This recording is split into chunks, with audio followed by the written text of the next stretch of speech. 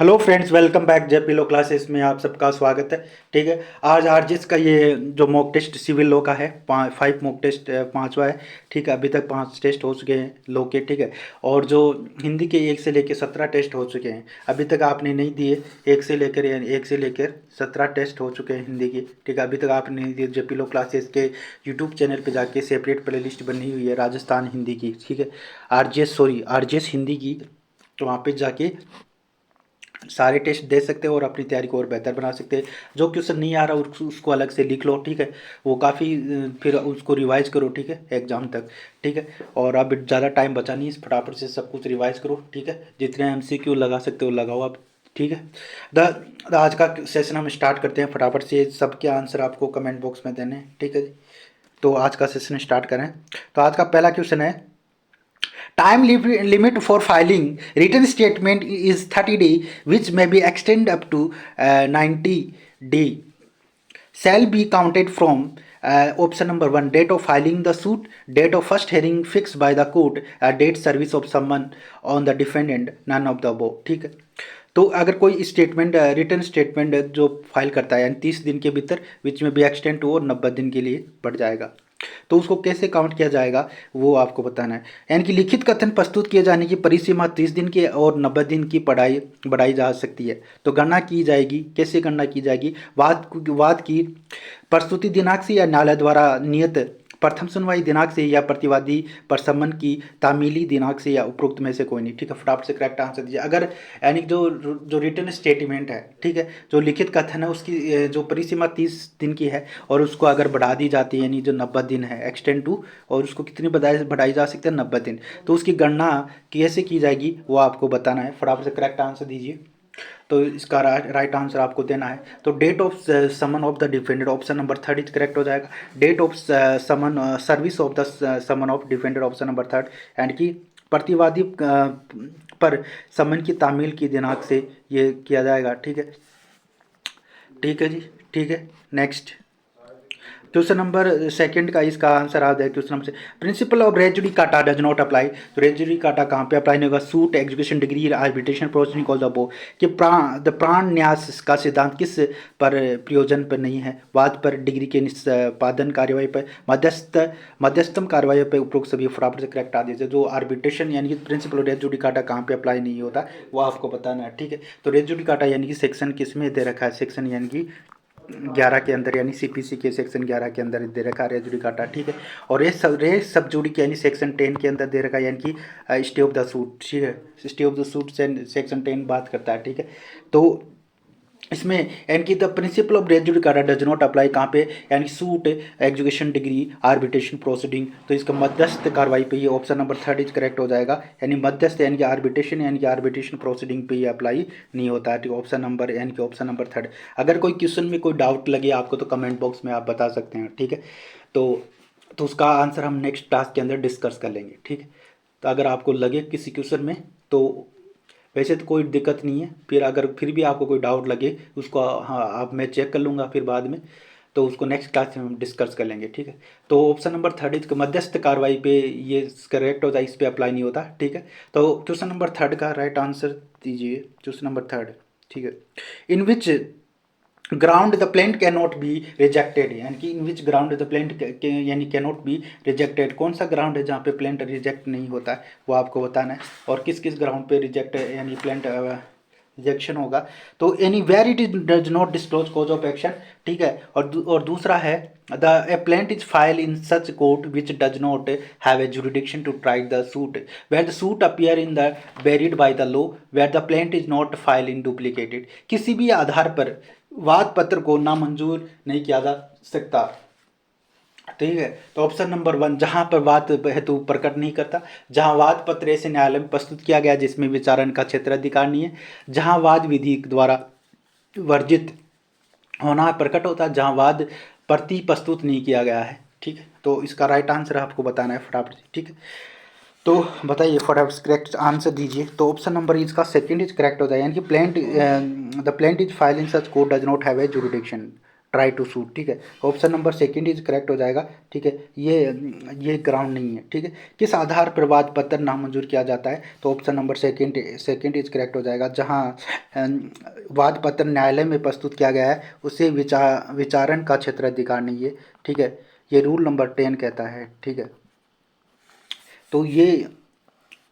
तो इसका right answer हो जाएगा option number second is correct हो जाएगा, ठीक है। तो प्लेंट को कैन नॉट बी रिजेक्टेड, ये C a does not disclose of the cause of action, ठीक है। और दूसरा ये भी द सेकंड भी सही है, यानी कि the suit appear to be barred by law and plaint not be file in duplicated, ठीक है। तो ऑप्शन नंबर यानी कि सेकंड इज करेक्ट हो जाएगा, ठीक है। Next question number 4, which sections related pecuniary jurisdiction of this court, section 6, 10 और 15, नन ऑफ द अबव, ठीक है। कौन सी धारा प्रावधान न्यायालय के आर्थिक क्षेत्राधिकार से संबंधित, सेक्शन 6, 10 और 15 उपरोक्त में से कोई नहीं। फटाफट से क्वेश्चन नंबर 4 का राइट आंसर देना है, ठीक है। तो इसका राइट आंसर हो जाएगा ऑप्शन नंबर 6 यानी कि ऑप्शन नंबर 1 यानी कि राइट आंसर हो 6। सेक्शन 6 डील विद पेक्यूनियरी जुरिडिक्शन की बात करता है, धारा 6, ठीक है। धारा 6 यानी प्रावधान यानी कि आर्थिक क्षेत्राधिकार से संबंधित है। पेक्यूनियरी यानी आर्थिक क्षेत्राधिकार, ठीक। Next question number 4, order 32 of this code of civil procedure code, procedure related to, जो ऑर्डर 32 है वो किस सीपीसी का किससे रिलेटेड है। Suit by against the minor person unsound mind, suit by against the trustee executive administrator, suit related to the concern the family, none of the above. Civil प्रक्रिया संहिता का आदेश 32 संबंधित है आवेशकों और विकृत चित्त व्यक्तियों द्वारा उनके विरुद्धवाद, न्यासियों और निष्पादकों और प्रशासकों के प्रयास या उनके विरुद्धवाद, कुटुंब से संबंध रखने वाले विषयों से संबंधित वाद, उपरोक्त में से कोई नहीं है, ठीक है। तो ऑप्शन बताओ फटाफट, यानी क्वेश्चन नंबर 4 का राइट आंसर दिया, यानी कि order 32 code of the civil procedure code related to suit by against the minor person unsound mind, option number 1 is correct हो जाएगा, ठीक है। Suit by against the minor person unsound mind, option number 1 is correct हो जाएगा, ठीक। तो अवयस्कों और विकृत चित्त व्यक्तियों द्वारा उनके विरुद्ध वाद, ठीक, ऑप्शन नंबर 1 इज करेक्ट हो जाएगा, ठीक। नेक्स्ट क्वेश्चन नंबर 5, ठीक है। इसका आंसर देना है, राजस्थान लैंड कंट्रोल एक्ट से रिलेटेड है, ठीक है। तो अधिनियम भूस्वामी की परिभाषा किस धारा में दी है, लैंडलॉर्ड है डिफाइन अंडर विच सेक्शन, वो आपको बताना है कि लैंडलॉर्ड कहाँ डिफाइन कर रखा है, ठीक है। तो landlord shall be define under section 2 clause C, option number यानी कि 1 यानी कि 2 क्लोज सी के अंदर लैंडलॉर्ड को डिफाइन कर रखा है। Landlord has been define under section 2 clause C, ठीक है। और next question is question number 6, which sections including the revision rent is respected of existing tenancy, कि विद्यमान किराएदारियों के संबंध में किराए की पुनरीक्षण किस धारा में किया गया है, वो आपको बताना है। क्वेश्चन नंबर 6 का राइट आंसर दीजिए कि revision of rent is respecting existing tenancy related in which section, ठीक है। तो ऑप्शन नंबर यानी कि 6 यानी कि 6 option number 6 correct right answer हो जाएगा, ऑप्शन नंबर सी यानी कि section 6 related to revision rent of the respected existing tenancy, ठीक है। किराएदारियों के संबंध में किराए की पुनरीक्षण की धारा, सेक्शन धारा 6 इज करेक्ट आंसर, ठीक है। नेक्स्ट क्वेश्चन नंबर 7, ये भी राजस्थान रेंट कंट्रोल एक्ट से रिलेटेड है। As per the section 7 clause 2 agreement of increasing rent excess of the 5% per annum cell B, धारा 7 क्लोज 2 के तहत 5% प्रति वर्ष में अधिक किराए की बढ़ोतरी का कोई करार वैध है या वैलिड, प्रारंभ से शून्य, वॉइड एबनिशो, उस सीमा तक शून्य, वॉइड टू दैट एक्सटेंड, शून्य करें वॉइडेबल, ठीक है। क्वेश्चन नंबर 7 का राइट आंसर आपको देना है फटाफट से, ठीक है। तो इसका right answer the void to that extent, ठीक है। वॉइड टू दैट एक्सटेंड यानी कि void to that, option number C is correct answer हो जाएगा, ठीक है। यानी कि जो इंक्रीज यानी कि 5% से ज़्यादा आप इंक्रीज नहीं कर सकते हो, अगर इंक्रीज करते हो, ठीक है, तो वॉइड टू एक्सटेंड ये वॉइड हो जाएगा, यानी उसी सीमा तक शून्य करार हो जाएगा, ठीक है। नेक्स्ट क्वेश्चन नंबर 8, ठीक, इसका दीजिए फटाफट से।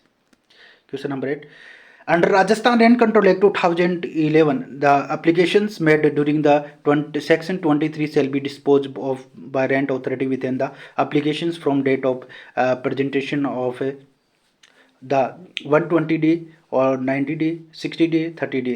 राजस्थान किराया अधिनियम 2001 की धारा 23 के अंतर्गत किए गए आवेदन का निपटारा किराया प्राधिकरण आवेश आवेदन पेश किए जाने की तारीख के भीतर भीतर करेगा, ठीक है। तो डिस्पोज करेगा 23 के अंदर, जो dispose of the rent authority की एप्लीकेशन को कितने दिन में डिस्पोज करेगा वो आपको बताना है। 120 दिन और 90 दिन के, 60 दिन के अंदर और 30 दिन के अंदर, ठीक है। बताओ फटाफट से करेक्ट आंसर। क्वेश्चन नंबर 8 यानी 60 डेज। ये आरजीएस के अंदर 2021 में आया हुआ क्वेश्चन है, ठीक है। आरजीएस के अंदर, ठीक है। जैसे डायरेक्ट बेस ऐसे क्वेश्चन आएंगे, ठीक है। इसके अंदर तो इंपॉर्टेंट सारे क्वेश्चन हम डिस्कस करेंगे, ठीक है, जितने भी सेशन होंगे अगले। तो अगर आप इस चैनल पे नए हैं तो एक बार इस चैनल को सब्सक्राइब जरूर कर लेना, बेल आइकन पे क्लिक करना, जिससे नेक्स्ट क्लास का नोटिफिकेशन आपको मिल सके, ठीक है। ठीक है, तो ये इसका राइट आंसर ऑप्शन नंबर यानी कि 60 डेज राइट आंसर हो जाएगा, ठीक है जी। नेक्स्ट क्वेश्चन नंबर 9, इसका बताओ फटाफट से। According to section 6 Rajasthan land revenue act 1956 the headquarter of board revenue shall be at. Rajasthan भू राजस्व अधिनियम 1956 की धारा 6 के अनुसार राजस्व मंडल का मुख्यालय कहाँ है वो आपको बताना है, ठीक है। इसका मुख्यालय जयपुर है, अजमेर है, बीकानेर, जोधपुर, ठीक है। तो इसका राइट आंसर आपको देना है, ठीक। तो इसका राइट आंसर हो जाएगा option number 6 B is correct है, अजमेर में है इसका मुख्यालय, ठीक है। बोर्ड रेवेन्यू का मुख्यालय कहाँ है? अजमेर में है, ठीक। ऐसे क्वेश्चन भी आ सकते हैं, ठीक है। तो इन चीज़ों को याद रख के चले सेक्शन 6 के अंदर, ठीक। क्वेश्चन नंबर 10 फटाफट से दीजिए इसका। Under the provision of the Rajasthan land revenue act 1956 board of revenue shall be consist chairman member number of the other member, ठीक है। राजस्थान भू राजस्व अधिनियम 1956 के प्रावधानों के तहत राजस्व मंडल बोर्ड में एक अध्यक्ष या संख्या में अन्य सदस्य कितने होंगे, यानी अध्यक्ष और अन्य संख्या में कितने होंगे वो आपको बताना है। 10, 3 या 10, 3 या 20, 5 या 10, 5 या 20, ठीक है। तो फटाफट से इसका राइट आंसर आपको क्वेश्चन नंबर 10 का राइट आंसर यानी कि 3 तो यानी कि अध्यक्ष होंगे और 20 अन्य सदस्य होंगे, ठीक है। यानी कि 3 तो अध्यक्ष, 20 अन्य सदस्य होंगे, इसके राइट आंसर हो जाएगा, ठीक है जी। तो इसका correct answer option number B is correct हो जाएगा, ठीक है। सेक्शन 4 ये डील करता है establishment of the composition of the board, ठीक है। तो स्टेब्लिशमेंट और composition board, there shall be establish state of Rajasthan the board revenue here is after refer the board, the board shall be consist chairman not less than यानी 3 year। तो board shall be consist यानी chairman होगा not less than यानी 3 year और not more than यानी 20 other member, यानी कि 3 तो इसको चेयरमैन होंगे, अध्यक्ष होंगे और 20 अदर मेंबर होंगे, ठीक। 20 ऑप्शन नंबर यानी कि बी इज करेक्ट हो जाएगा, ठीक है। Next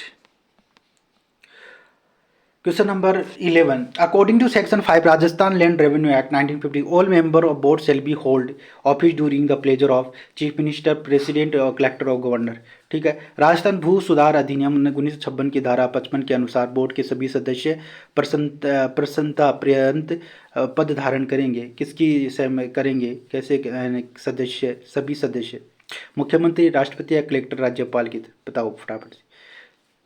pleasure of chief minister, president, collector और गवर्नर, ठीक है। तो इसका राइट आंसर देना है क्वेश्चन नंबर 5 का, ठीक है।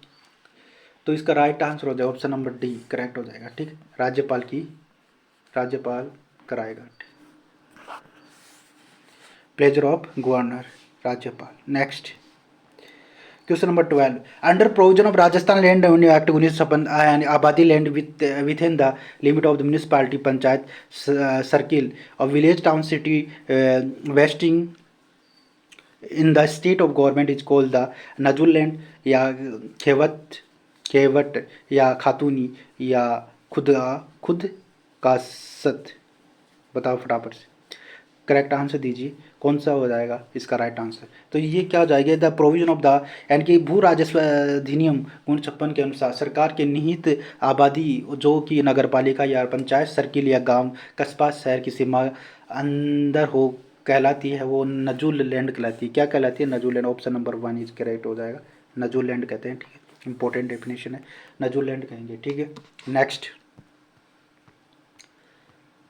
इसका बताओ फटाफट से question number 13 under which provision Rajasthan land revenue act unauthorize occupations of land by trespasser of his evacuation is deal with. Rajasthan 90 section 90 section 90 A 90 section 91 92 section 90, ठीक है 90A।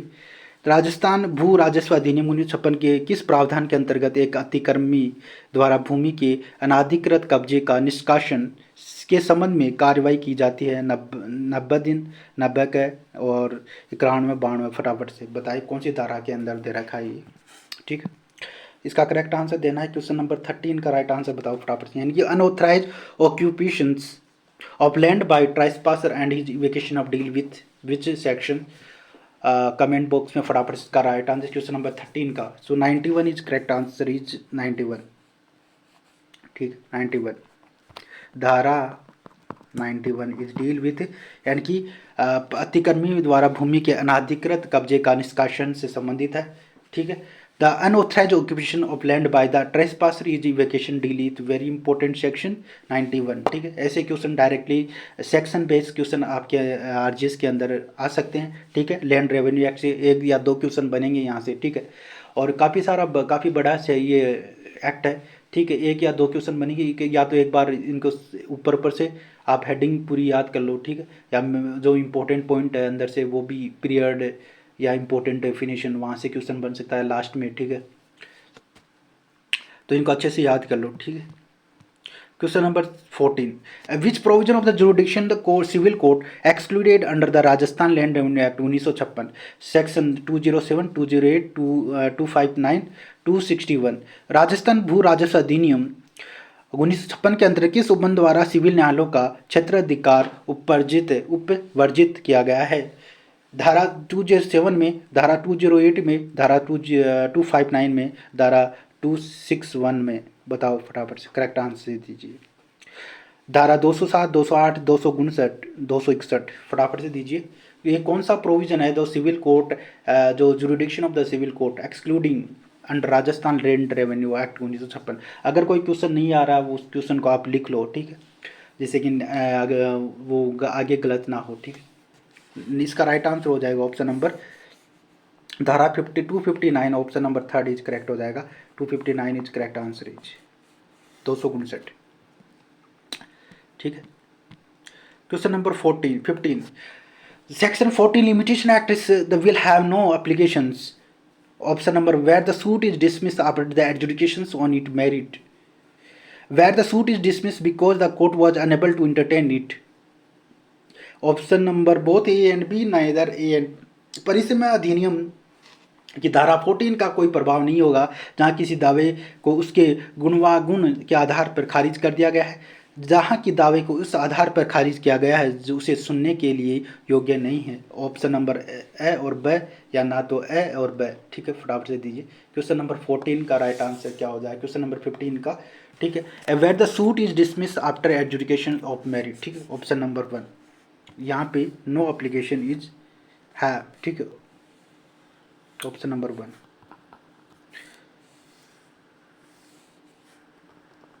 Where the suit is dismiss after education is merit and they have no applications, कोई प्रभाव नहीं होगा, ठीक। Next question number 16, under limitation act applicant including petitioner any person from through whom an applicant drive his right to apply, any person whose state is represented by the applicant, an executor, administrator of the other representative, all the above, ठीक। परिसीमा अधिनियम के अंतर्गत आवेदन शामिल है अर्जीकार वह व्यक्ति जिसमें ये जिसके माध्यम से आवेदन करने का अपना अधिकार व्युत्पन्न करता है, या वह व्यक्ति जिसकी संपदा पर प्रतिनिधित्व आवेदक द्वारा निष्पादक, प्रशासक या प्रतिनिधि के तौर पर, अन्य प्रतिनिधि के तौर पर किया जाता है, उपरोक्त सभी, ठीक है। तो कौन होगा इसका? फटाफट से, यानी पेटिशनर भी इसके अंदर शामिल, पेटिशनर के एप्लीकेंट के अंदर। और any person from the through the whom the applicant derive is right, applicant यानी applicant is derive is right, any person whose estate is represented by the applicant and executor administrator the representative, all the above is correct answer of सभी, ठीक है। Right answer हो जाएगा option number 4। Question number 17, section 6 of the limitation act is related to bar of limitation legal disability of both A and B, none of the above। परिसीमा अधिनियम की धारा 6 संबंधित है परिसीमा द्वारा वर्जन, विधिक नियोग्यता और ब दोनों, उपरोक्त में से कोई नहीं। फटाफट क्वेश्चन नंबर 17 का राइट आंसर दीजिए, ठीक है। Which option is correct? तो section 6 limitation act related to legal disability is right answer option number, ठीक है। Bar of limitation section 3 deal करता है, लीगल डिसेबिलिटी यानी सेक्शन 6 डील करता है, ठीक है जी। तो विधि नियोग्यता इज करेक्ट आंसर हो जाएगा, ठीक। Question number 18, according to company it keep interpretation is meaning the word is to be जजेज by the mischief rule, golden rule, noscitur sociis primary rule, ठीक है। निर्वचन किया जाता के अनुसार एक शब्द का अर्थ उसके साथ वाले शब्द के आधार पर है। रिष्टि के नियम, स्वामी नियम, साहचर्य के नियम या प्राथमिक निर्णय नियम, ठीक है, वो बताया। निर्वचन किया जाता है के अनुसार एक शब्द का अर्थ जिसके साथ वाले शब्द के आधार पर है, ये ठीक है। तो इसका राइट आंसर हो जाएगा, ठीक है। तो साहचर्य का नियम ये राइट आंसर हो जाएगा ऑप्शन नंबर, यानी कि थर्ड इज करेक्ट है। नोसिस्टस होसीज, ठीक है, right option number third is correct हो जाएगा। टू कीप यानी company to keep interpretation of the meaning the word to be जज बाय द, ठीक है। तो ये साहचर्य का नियम हो जाएगा, ठीक। Question number 19, which of the following true about the word the possession and used in the section 5 of the specific relief act? It is prima facie a proof of property, good title and good title against the all who can not show better title. It constituted by the itself limited title of the property all the above. विनिर्दिष्ट Anutosh अधिनियम की धारा 5 के अनुसार शब्द कब्जा के अंतर्गत निम्न में से कौन सा सही है? यह प्रथम दृष्टा संपत्ति का सबूत है, यह एक अच्छा स्वत्व है उन सभी के विरुद्ध जो उससे अच्छा स्वत्व नहीं बना सकते। यह अपने आप में उस संपत्ति के लिए सम्मित दायित्व है, उपरोक्त सभी, ठीक है। बताओ फटाफट से क्वेश्चन नंबर 19 का राइट आंसर दीजिए, ठीक है। तो इसका राइट आंसर हो जाएगा, यानी कि ऑल द अबव करेक्ट हो जाएगा, ठीक है। सारे हैं prima facie property, good title against the who can not be sub show the better title and constitute by itself limited title of the property all the above, ठीक, उपरोक्त सभी, option number correct हो जाएगा, ठीक। यह प्रथम दृष्टा संपत्ति का सबूत है, यह एक अच्छा स्वतः है जिन सभी के विरुद्ध उसका अच्छा स्वतः नहीं बता सकते, वह अपने आप में उस संपत्ति के लिए सीमित दायित्व है, ठीक है। Option number, question number 20, what is remedy where the lease agree to sell property to his lease and accepted part of the price specific performance suit of the irrigations either A and B, none of these। जहाँ किसी पट्टाकर्ता ने किसी पट्टा ग्रहीता को अपनी संपत्ति बेचने का करार कर लिया तो वह आंशिक मूल्य प्राप्त कर लिया हो तो उसका उपचार क्या उपचार है? विशिष्ट प्रदर्शन, निष्कासन का दावा, या तो ए और ब, इसमें से कोई नहीं, ठीक है। क्वेश्चन नंबर 20, तो ये सूट क्या है? स्पेसिफिक परफॉर्मेंस, स्पेसिफिक क्या करा सकते, स्पेसिफिक यानी विशिष्ट प्रदर्शन यानी स्पेसिफिक परफॉर्मा, ठीक। Next 21, in which of the contract can not be specifically enforce? Contract which is the nature of determinable contract of non-performance of which compensation money is an adequate relief, and option number A और B none of the above. कौन सी संविदाएं विनिर्दिष्ट प्रवृत्ति की नहीं कराई जा सकती? कोई संविदा जो उसको प्रकृति से प्रव्यय हो, कोई संविदा जिसके अपालन के लिए धन के रूप में प्रतिकर यथा योग्य अनुतोष है, एंड ब दोनों उपरोक्त में से कोई नहीं, ठीक है। तो contract is non performance which compensation money is adequate relief, ठीक। तो इसका करेक्ट आंसर दीजिए, कौन सा करेक्ट हो जाएगा? क्वेश्चन नंबर 21 का राइट आंसर हो जाएगा, and not specifically enforce, option number 1 और 2, ए और बी दोनों ही करेक्ट आंसर। स्पेसिफिकली एनफोर्स नहीं, एक तो nature determinable, option number compulsion money is an adequate relief, ठीक है। कोई सुविधा जो उसके प्रकृति से ये हो, कोई संविदा जिसके पालन के लिए धन के रूप में प्रतिकर यथा योग्य अनुतोष हो, ऑप्शन नंबर 3 इज करेक्ट, दोनों ही नहीं कराई जा सकती। Question number 22. Specific performance contract cannot be enforced in favor of the person who would, option number 1, who would not be entitled to recover the compensation breach, who has become incapable of performing, who failed to over the prove that is he has performed all the above. किसी संविदा के विशेष पालन के किसी व्यक्ति के पक्ष में परिवर्तित नहीं कराया जा सकता जो उसके भंग के लिए प्रतिकर वसूल करने का हकदार हो, उसके करने में अक्षम हो, या जो प्रकथन करने और साबित करने में विफल रहा हो, उपरोक्त सभी। ठीक। Question number 22, all the above is correct answer हो जाएगा। ठीक है, उपरोक्त सभी। ठीक। नेक्स्ट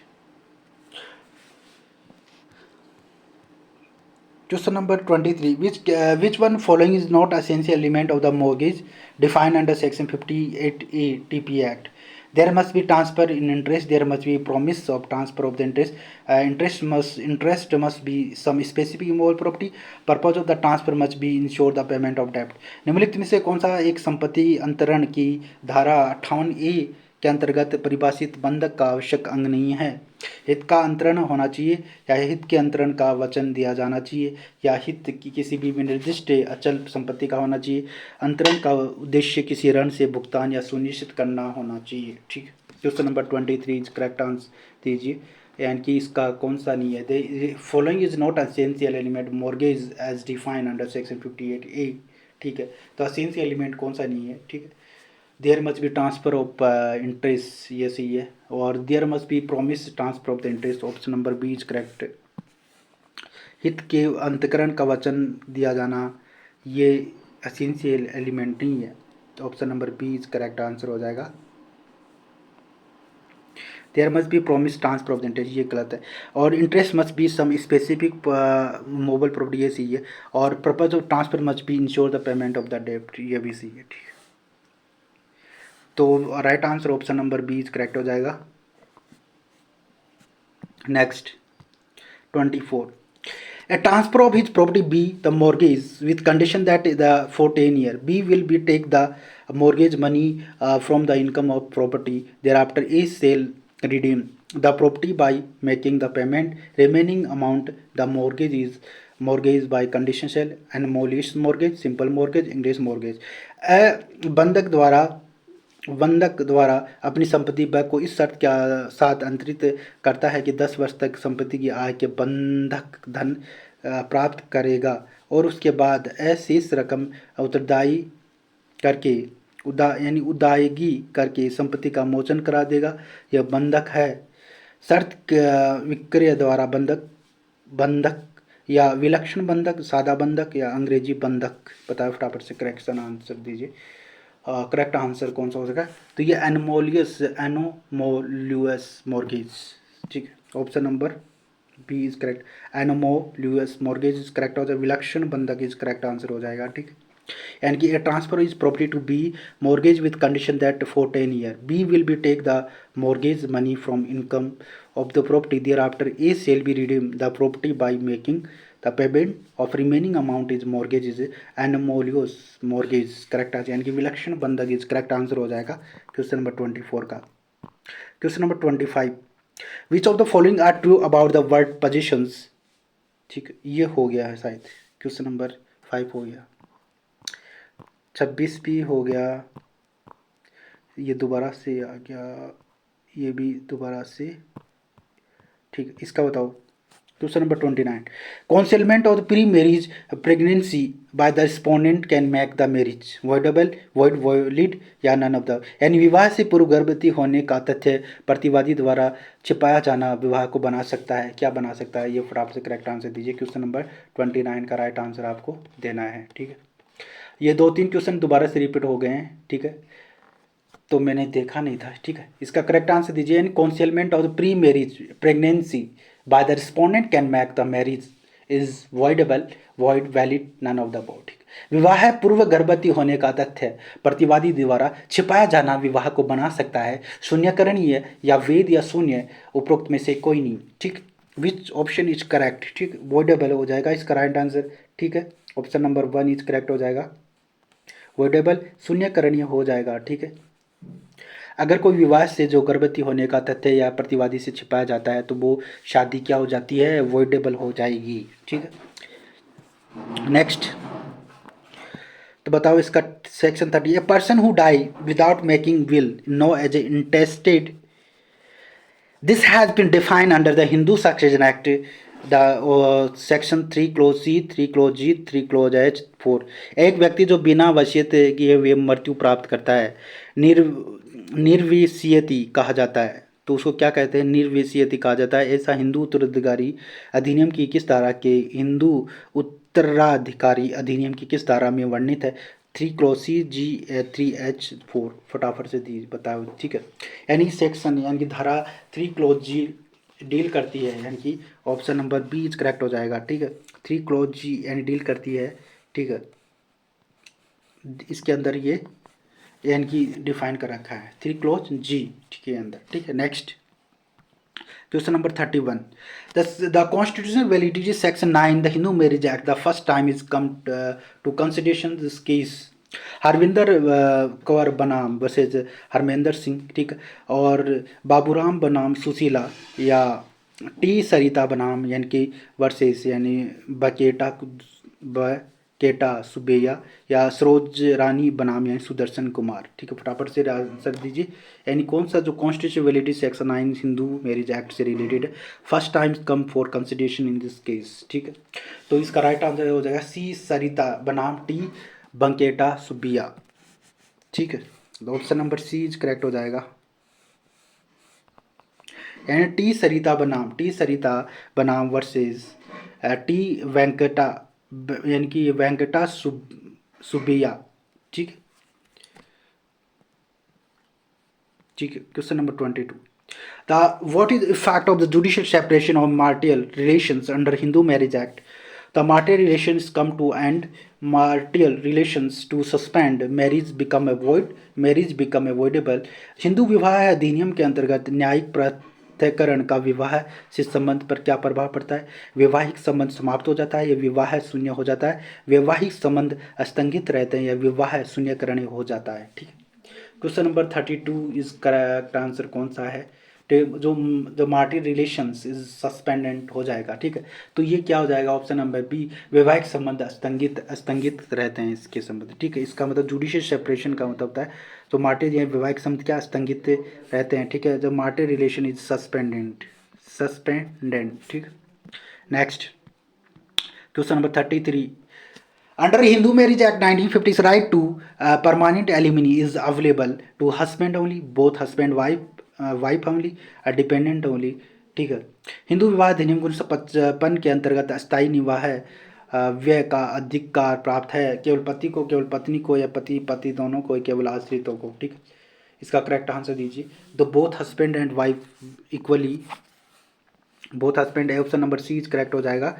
यानी पति पत्नी दोनों राइट आंसर हो जाएगा। ठीक है, दोनों को ही यानी कि परमानेंट जो एलिमिनी का इज अवेलेबल है हिंदू मैरिज एक्ट के तहत। ठीक है, वो भी अप्लाई कर सकते हैं। पत्नी का अधिकार नहीं, हस्बैंड का भी है, वाइफ का भी है, दोनों का है, पति पत्नी दोनों का है। Question number 34 is the case related to constructive desertions is Sunil Kumar versus Swarnamalata, Vipin Chandra बनाम प्रभावती। ठीक है, और विपिन चंद्र बनाम वर्सेज प्रभावती, और दास्तने वर्सेज दास्तने। ठीक है, ऑप्शन नंबर डी, ज्योति चंद्र बनाम मीरा। ठीक है, तो कौन सा करेक्ट है, यानी कि क्वेश्चन नंबर यानी कि रिलेटेड होगा। ठीक है, यानी कि